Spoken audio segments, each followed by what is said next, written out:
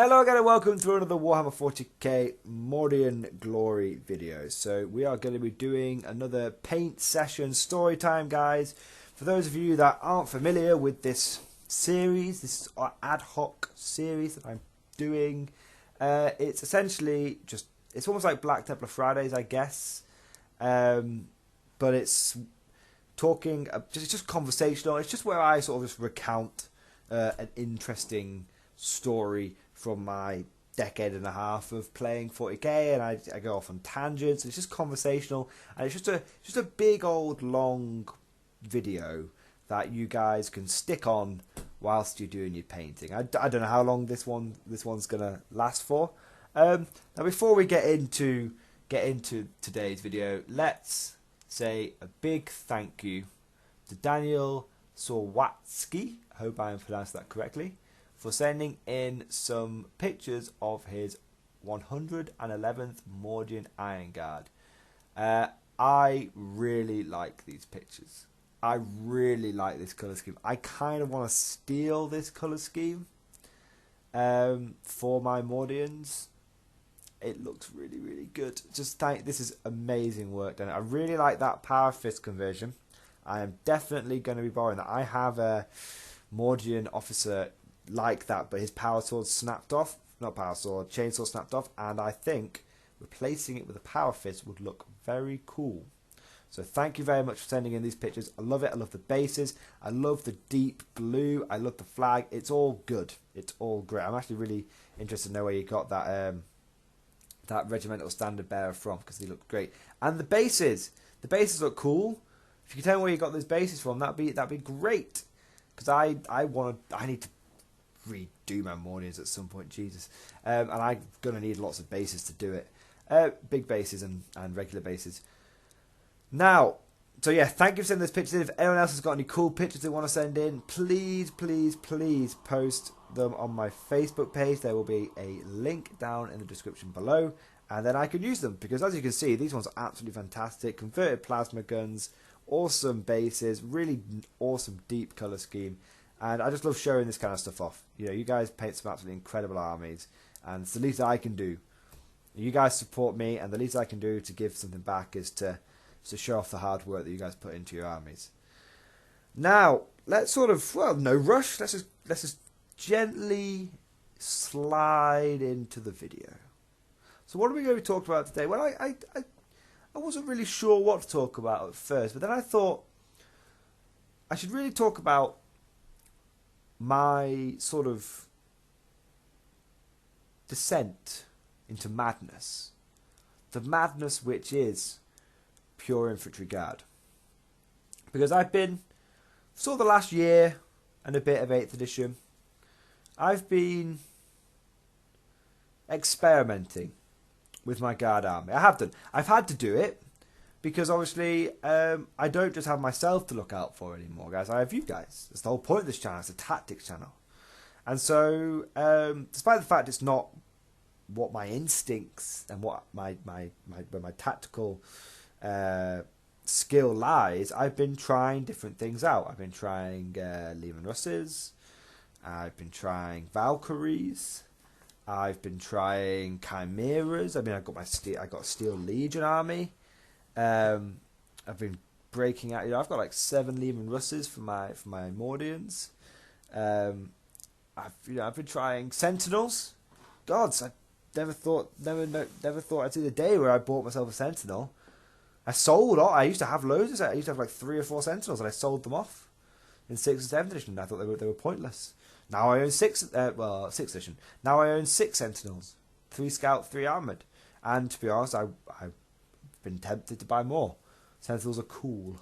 You don't really need more than 6 though, because I've got all the weapon options. But yeah, it's just cool. But my heart lies with Pure Infantry, and it's interesting because this is something that I've noticed is not just something that I like to do in 40k. I don't know if the two are linked. I suspect that they are, Because when I used to, when I really got into my guard, when I was before I went to university, I got back into my garden in a little bit, and well before then, when I was a teenager, I was a treadhead. I loved my tank armies. I loved my mechanized infantry with my Liam Russ, and that's why so many of my Liam Russes are quite are the old pattern, because they're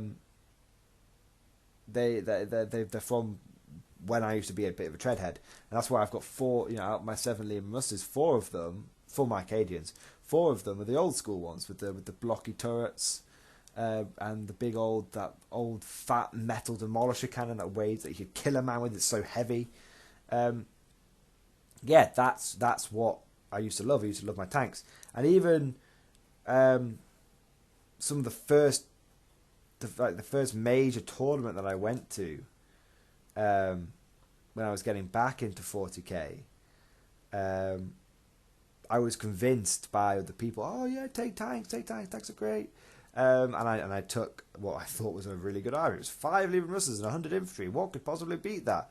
Well, turns out that B-Star could beat that quite easily. For those of you that don't know what B-Star are, ignorance is bliss. Okay, that was the beginning of the cheese fest. Or was it Screamer Star that was the beginning of the cheese fest? Anyway, basically, guys, the original reason I got back into pure infantry, I didn't, but this. I say this is sort of the genesis, but it wasn't. It wasn't really the beginning of the true pure infantry spam tactics that I used in 40k. Like I said, I used to be a treadhead, but in a lot of like video, I said it wasn't just in 40k. I don't want to get. I want to stay on track, but I want to talk about the wider picture. I used to love using pure infantry in video games. So, for example, I used to play Command and Conquer like religiously. I used to love Command, all the different. I loved Tiberian Sun. I loved Red Alert 2, and I actually completed. I think it's on this YouTube channel. I've got a walkthrough of me playing Tiberian Sun, and big parts of that playthrough is when I'm just throwing waves and waves of infantry at the GDI. I played as the Nod, of course, and when I played Red Alert 2, I used to just build hundreds of conscripts in Red Alert 2, and I completed Red Alert 2. I completed it, the final mission as the Soviets, and all I built was conscripts, and it took like hours. It took like. And I think I might have had to use the Kirovs at one point, but I distinctly remember a significant portion of the final mission on Red Alert 2 as Soviets. I used like pure infantry conscripts, just waves and waves of them. So yeah, it's something I've always done, and what I've realised is I am not particularly a micro player. I can do micromanagement, but I am very much a macro player. This is what the StarCraft people say with micro versus macro. I'm very much a macro player. I believe in overwhelming numbers, overwhelming the enemy, and it's something that I do in like every game that I play.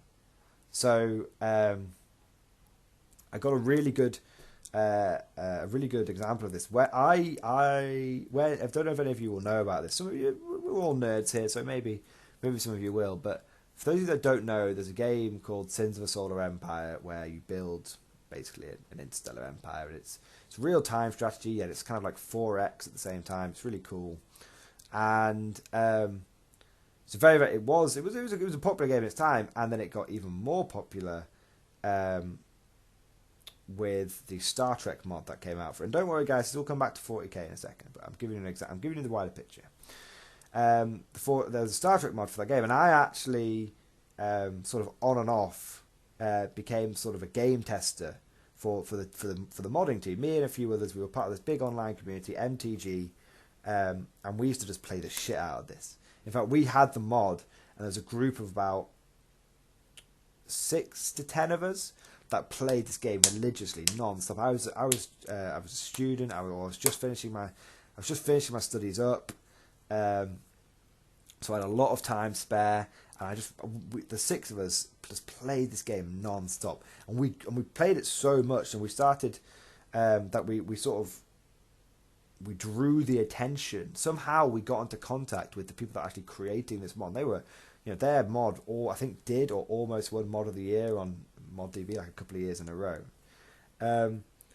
And they actually were like, they challenged us to this game, and it was fans v developers basically of this Star Trek mod. The Star Trek mod was like a huge overhaul. It's like an entirely new game.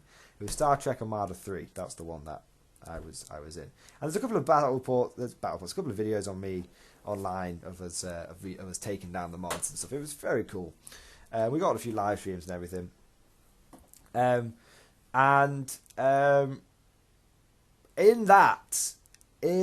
this thing,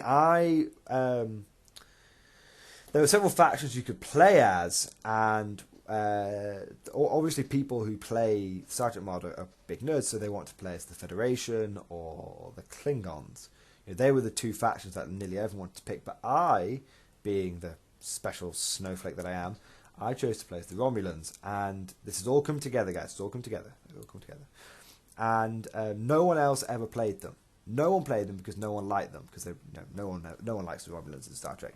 But I played them, and I developed a spam tactic which was basically unbeatable, because it was just so overwhelming. It was wing defender spam. I can confidently say, for those of you that know this mod, I can confidently say that I was the cause of the wing defender spam.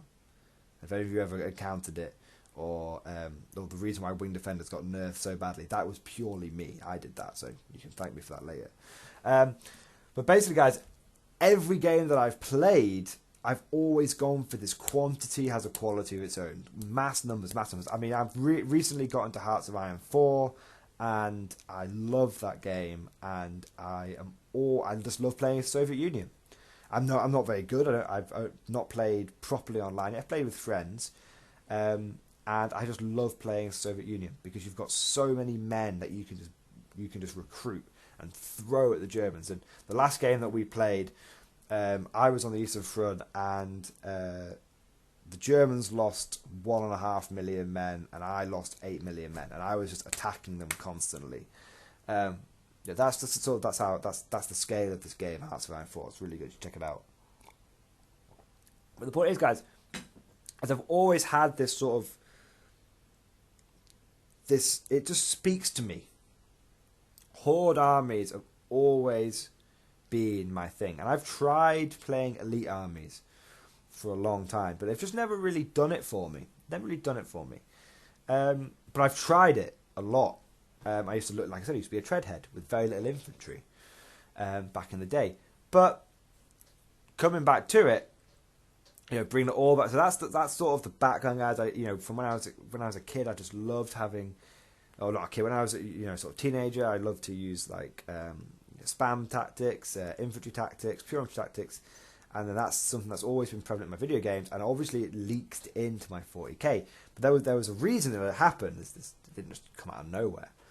And so what happened was, when I first went to university, I only had one room dorm, so I couldn't take my huge tank collection with me, and I could only really take one box of Warhammer, so I could take my one carry case of Warhammer. So in that singular carry case of Warhammer that I had, just one of the old school ones with 3 foam trays in it, I took all my infantry that I had, and I bought a few boxes here and there as well, but I was pretty poor, so I took all my infantry, and so I used to play in the local games workshop, and another story time we can do later is I got some serious beef with the Games Workshop manager at that Games Workshop, and that really, he single-handedly put me off buying new from Games Workshop for about 5 years. But that's a different story that you can look forward to. You said a nickname him Dickhead Dave. But anyway, different story. You can look forward to that one later. So I used to play. I played in there, and this is the beginning of 6th edition. Just got released, and yeah, I got into. And so I was forced to use my pure infantry tactics there, and they were okay, you know. But I didn't really know what I was doing at the time, and I was just having fun. And it's Games Workshop, and I, you know, not to bash on anyone that likes playing the local Games Workshop, but the quality of play at Games Workshop is relatively low. It's more fun, it's more casual, it's a place where noobs are introduced to the hobby. I get that, I totally support it. But I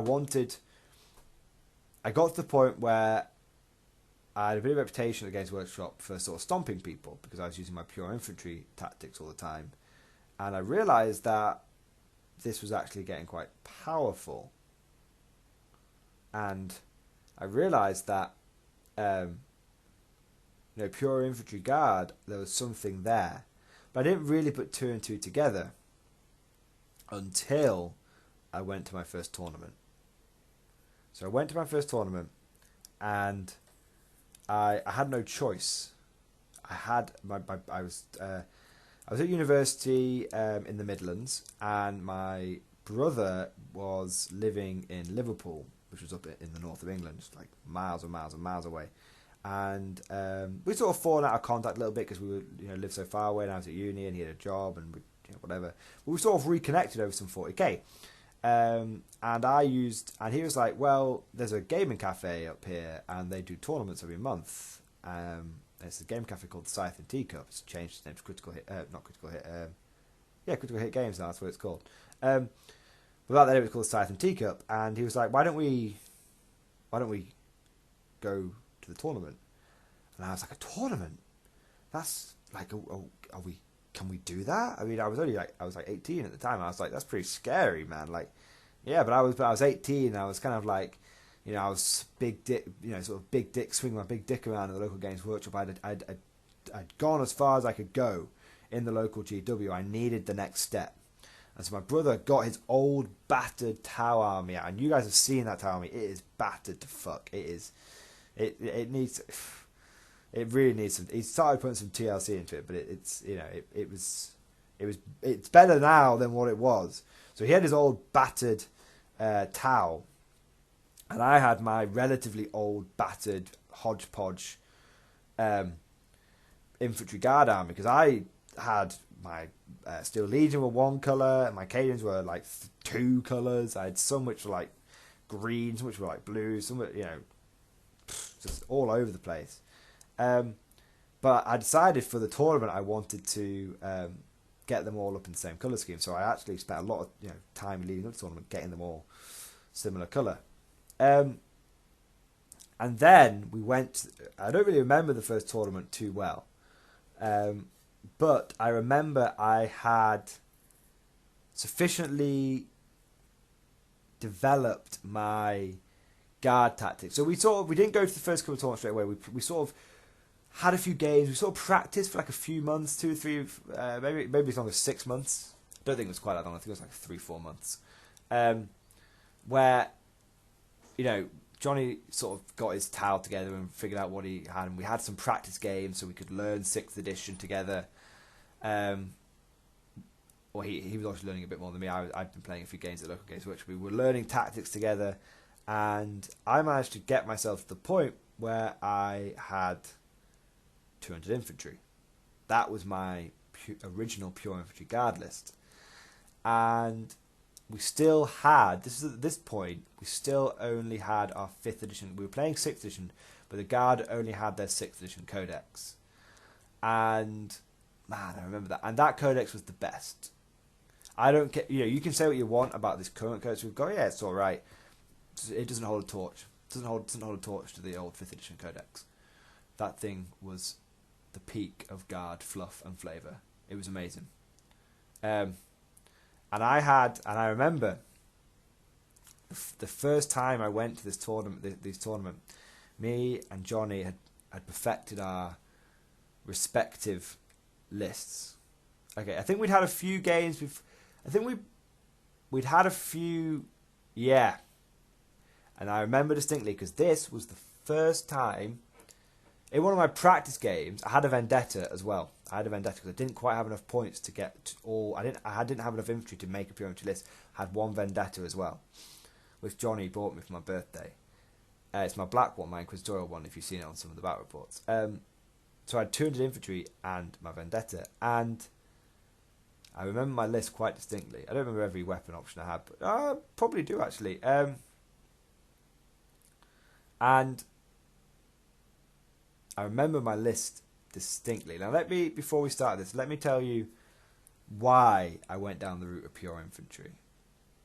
Because it started because that was the only models I had available. But then eventually, after a year, I was able to bring up more, especially when I went to second year, I was able to bring up more Warhammer when I went into a bigger dorm at uni. And I started to realise that my tanks just died so easily. With the introduction of hull points, my Lehman Russes just died. For those who don't know what hull points are, basically, back in the day, Lehman Russes had 3 wounds. That's right, the same as a platoon commander in 8th edition. 3 wounds. Great.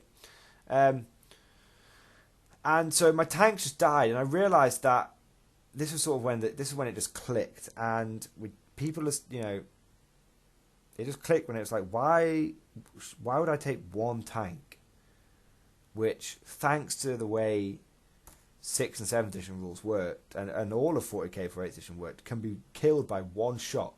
If the enemy is lucky, Johnny has rail cannons. He used to just throw a rail cannon round to the front of a Lehman Russ and just kill it. Nothing I could do about it. And I was like, why am I taking these Lehman Russes, which are just dying, because I'd been using pure infantry for a few months, for like 6 months because I'd had to. Then I'd got my Lehman Russes, and I was like, why am I taking these? Because they're just dying. All they do is die, and they never actually kill anything. The templates always scatter. And this is when invisibility started. Oh no, invisibility wasn't. I don't think Invis was fully in yet. And it was just crazy. And I just realised, like, why am I taking tanks when my infantry just are always the ones that win me the games, and my tanks just die and never achieve anything? So I turned up to this. So that's basically what went through my head.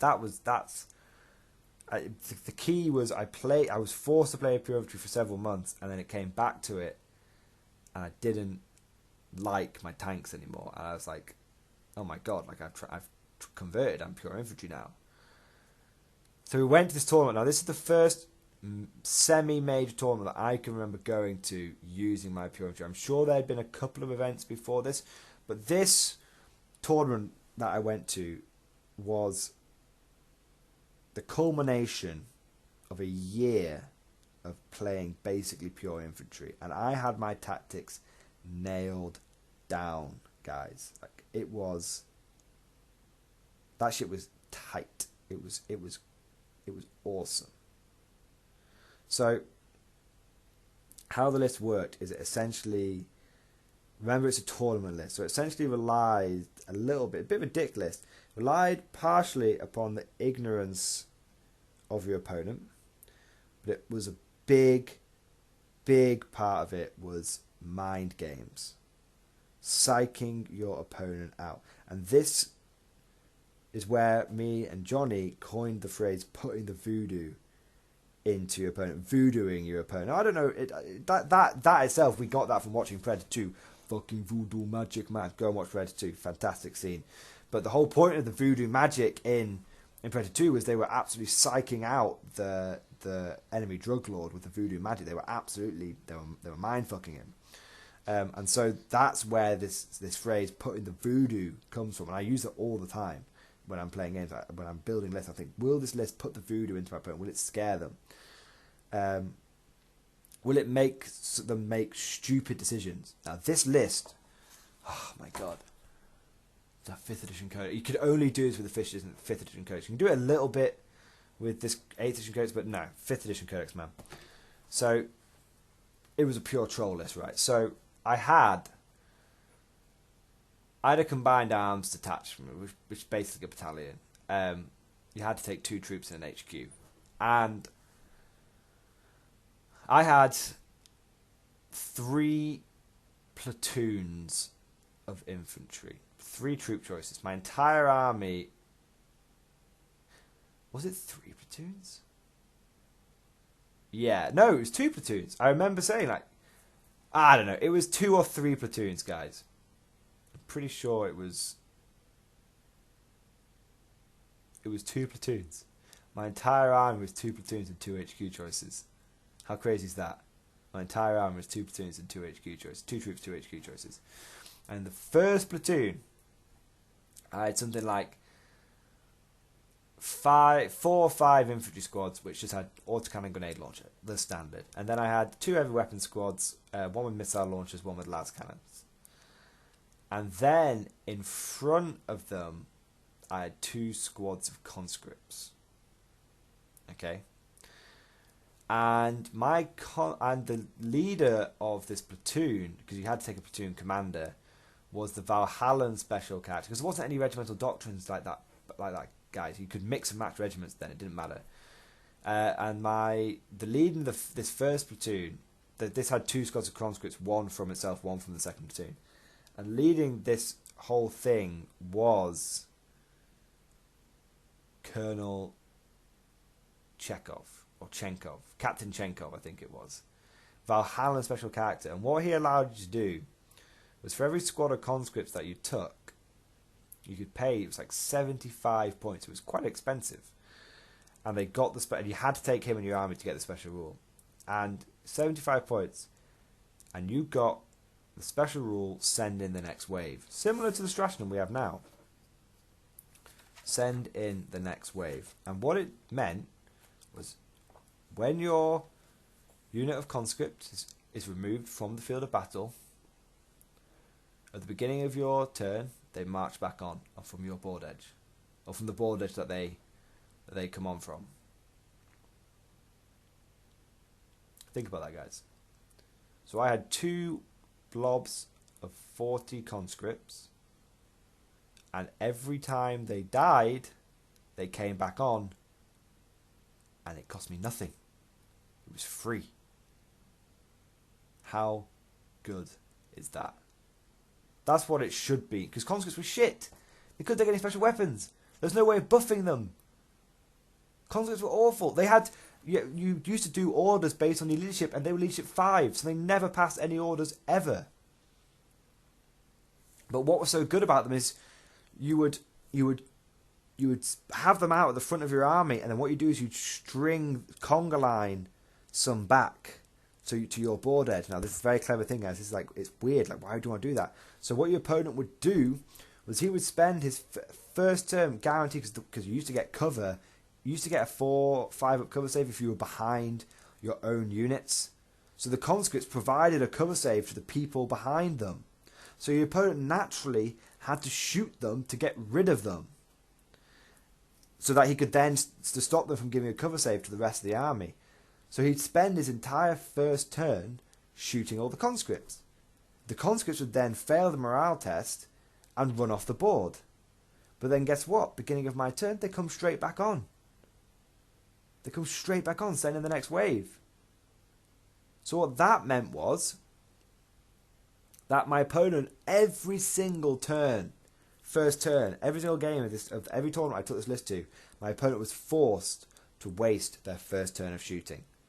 Every single one of them wasted their first turn, getting rid of conscripts that didn't mean anything. And then the second part, so that was the first part of the Voodoo. Okay, that was stage 1 Voodoo, right? Phase 2 was I had Captain Al-Rahem, okay, who was another upgrade for platoon commander for my second platoon. And he was the Talon Desert Raider captain. And what he did is, if you took him in your platoon command squad, then every single person in that platoon was able to outflank, which meant they were able to come in from, and you could take an astropath, basically roll a dice, and they'd come in either on the left hand side or the right hand side, and you could, if you didn't like the result that you got, you could get an astropath to re-roll the result, so you could pretty much guarantee the side you want to come in on. And I used to take a full platoon. I used to take 6 squads of infantry and a platoon commander. And sometimes, if I wanted to, I could outflank the conscripts with them as well.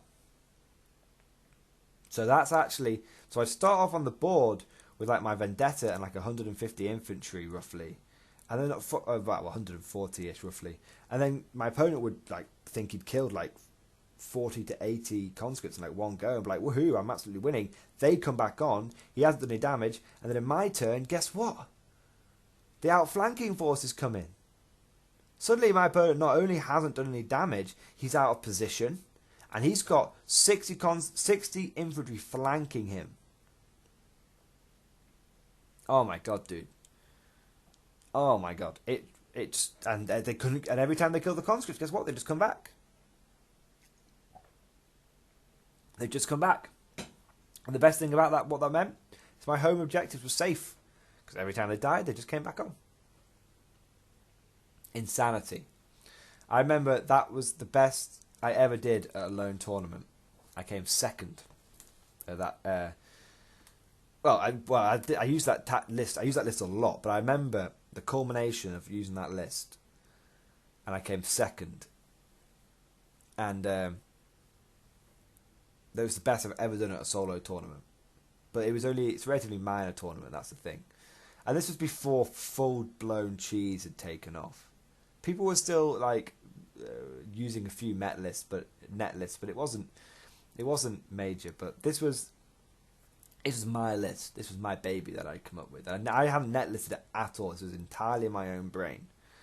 And I remember the first game I used it on in this first big tournament that me and my brother went to. There were like 50 people at this tournament. It was pretty big for tournaments back then. Considering Games Workshop wasn't supporting the tournament scene in any way. 50 people travelling from all over the north of England to come to this tournament. Yeah, it was pretty big. It's a big deal. First game, I played against what was then the most powerful list, Screamer Star. Where basically demon screamers as Zinch. They could be made like invisible. They could go like a million inches in a turn. It was filthy. Those demon princes backing them up, those heralds. And the first game, I smashed it. Because this Screamer Star comes screaming in and kills a bunch of conscripts. And then my guys just come back and they just unload and they do everything we can to kill it. And the outflanking force, all my opponent had was a few squads of bollocky conscripts just holding his objectives, and my outflanking platoon comes sweeping in, and my opponent realised it got to the end of the game, and suddenly his Screamer Star is completely surrounded. And my Vendetta's flying around, and it's got special weapons squad in there. It's like some flamers and yeah. And I won that first game. My opponent could not believe it, because this guy, he used to bring some hardcore lists. He wasn't, this was the same guy that when Helldrakes first got released and they were amazing, he had like four. He had so many Helldrakes. He had the maximum amount of Helldrakes that one could take. Just insanity. And previously at another tournament when I'd been using tanks and stuff, when I thought tanks were good, he'd beaten me quite handily, and then in this one I smashed him. And it was beautiful. It was sweet. People say, revenge, it leaves you feeling hollow. Bollocks. Revenge is great. Getting revenge on the enemies of the Emperor. There's nothing sweeter. What other games did I play in that tournament? I played some real nasty shit in that tournament, I remember. I'm trying to think. It was in my head. But yeah. That list, man. That list. Oh, I'll tell you what I played against. My final game of that tournament. I can't remember what I played in between. It's all so many battlefields, all merges into one. But I remember that final game of the tournament. So see, what normally happened is your opponent would waste his first turn shooting the conscripts, and then he'd get wise. And he would refuse to shoot the conscripts. And then he would quickly realise that, well, too late, you would realise that conscripts don't do a huge amount of damage, but they can, in numbers, overwhelm you. So, I remember the last game of this tournament, I played a Dark Angels guy who was running a lot of Terminators. And he was good at making his saves on those Terminators as well. But my first turn, I remember, I didn't kill a single Terminator, and his first turn he killed 2 Terminators from Plasma, and we joked, or 1 Terminator from Plasma, that my entire turn did less than his turn where he damaged himself.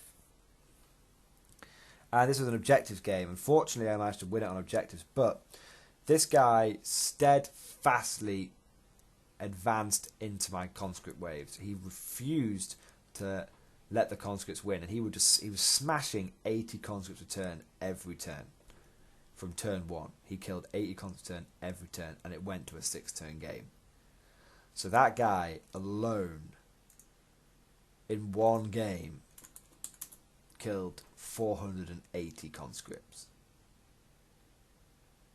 And I think we calculated where he killed something like 541 sticks in the head. He killed 541 infantry in one game. Ugh. Yeah, those are the days, man. Those are the days. So that's it, really, guys. That's my story. It was originally going to be sort of the story of like descent into madness of pure infantry, but what it really became was story time about my my dream list. That was my peak. That was my pinnacle. That was when it all came together, guys. And then the 6th edition codex dropped, and we lost so much flavour. We lost all the name characters. Does anyone else remember Sergeant Bastone, I believe it was? The guy, he was a special character. He was a sergeant, but he could issue an order because he was like a really badass NCO. And he, the fluff behind him was he had a like tattoo, or it was I think it was a cut on his body from the neck down for every man under his command which he'd lost. Real dark shit. Obviously suffering from like PTSD or something. And they got rid of him. He was cool. They got rid of Ascending the Next Wave. They got rid of the outflanking platoon. And my army died that day, essentially. And because of that, and because of having to adapt, and the pain that I went through as a pure infantry commander having to adapt, it was kind of the inspiration for starting this channel.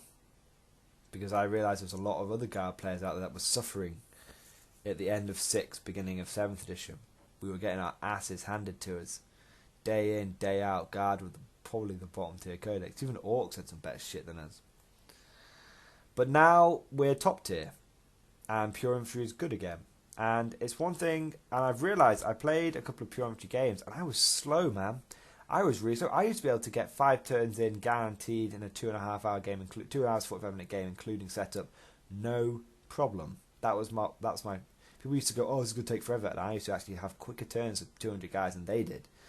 I've got to practice, guys. So I'm definitely want to go back to use my pure infantry.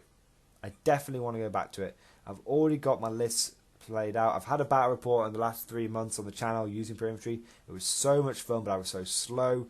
I've got to relearn so many of my old lessons. But that's it, guys. Basically, that was my dream list. I can sort of recreate it now with the Talon Doctrine, and I could spend 6 command points to outflank like 6 units using the ambush item. But it's a lot of command points for me to relive the good old days, and I've got a lot of other things I want to spend my command points on these days. But I might try it. I might try it. But that's basically it, guys. So, I hope you guys enjoy this video. It's a bit of a long story time, not too much point to it, I suppose, but I guess that's kind of the point of story time, isn't it? But that's, so where you guys know, that's where I believe, that was my peak list, that's where I peaked. And that was the day, that pure infantry my was validated in my mind forever. Validated in my mind forever.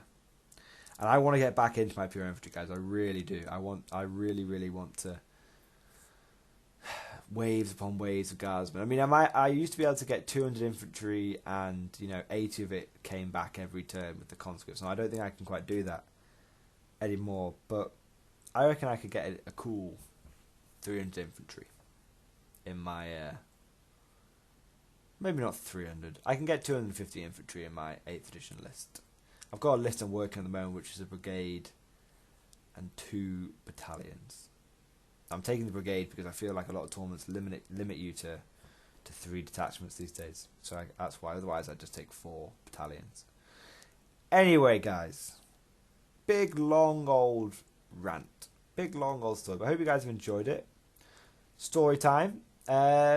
If any of you guys have got any, any questions, any, Morning Glory, do you remember this from back in the day? If you've got any particular sort of stories you want me to talk about, or things you want me to talk about, or video ideas in general, just put some comments down below. But hope you guys enjoyed this video. I hope in the last 41.5 minutes you have got lots and lots painted. Thank you for listening, and I'll see you guys next time.